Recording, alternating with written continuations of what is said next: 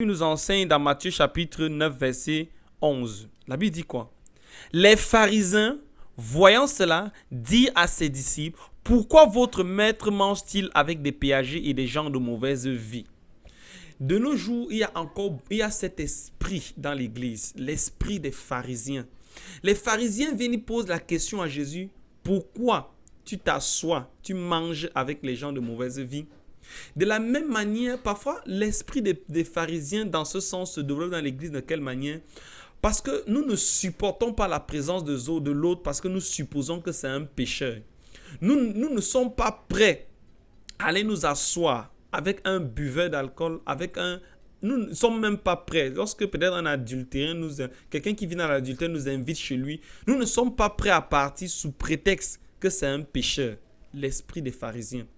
Lorsque quelqu'un peut-être à cause de son péché a été frappé, a eu quelque chose de difficile, il nous invite même à prier pour lui. Nous ne sommes pas prêts à prier pour lui sous prétexte qu'il vit dans le péché, sous prétexte que c'est le péché qui l'a rendu ainsi. Nous ne sommes pas prêts. L'esprit des pharisiens.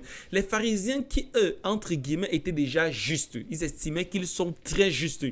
Ils ne pouvaient donc pas s'associer, se mélanger avec ceux-là qui ne sont pas justes. Allons-y voir la réaction de notre Seigneur de gloire. La Bible nous enseigne dans Matthieu 10, verset 12 que « Et Jésus, l'ayant entendu, leur dit, ce ne sont pas ceux qui sont en santé qui ont besoin de médecins, mais ce sont ceux qui se portent mal. » Bien-aimés, il est important que nous puissions comprendre que le péché, c'est un peu comme la maladie. C'est une forme de maladie.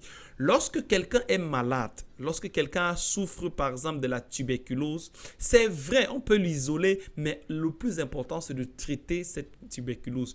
Le fait de l'isoler, c'est pour qu'il ne contamine pas les autres. Mais ça ne veut pas dire qu'il n'a pas de visite. Ça ne veut pas dire qu'on ne le voit pas, non. Parce qu'il y a des mesures qu'on peut prendre pour empêcher que la tuberculose nous contamine. Par exemple, nous pouvons prendre un masque avant d'approcher cette personne.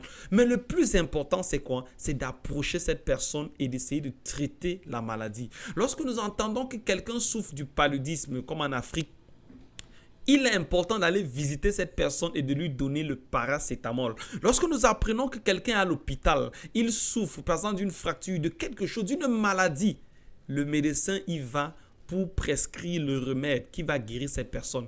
Et lorsque cette personne est guérie, c'est bien, n'est-ce pas? C'est très bien. Alors le péché est un peu comme la maladie. Lorsque quelqu'un vit dans le péché et dans le péché, si nous nous éloignons de cette personne, qu'est-ce que nous faisons? Nous courons le risque de dire à cette personne que reste dans ta situation et meurs dans ta situation. C'est un peu comme quelqu'un qui est malade et si nous nous éloignons, nous ne prenons pas soin de cette personne, c'est comme si nous participons à la mort de cette personne. C'est pourquoi la Bible, Jésus dit quoi? Que ce ne sont pas ceux qui sont en bonne santé qui ont besoin de médecins, mais sont ceux qui sont malades. La Bible nous enseigne quelque part que dans Jean 3,16 que Dieu a tant aimé le monde qu'il a donné Jésus. Il n'a pas donné Jésus pour les justes. Il n'a pas donné Jésus pour ceux qui vivent bien. Mais il a donné Jésus justement pour les malades.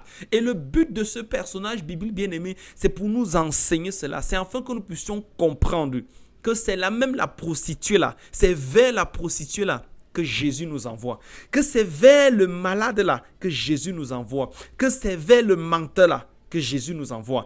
Le but de ce personnage biblique est là pour nous rappeler que Jésus n'est pas venu simplement pour ceux qui sont en bonne santé. Jésus est justement venu pour ceux-là qui ont besoin de la grâce. Amen.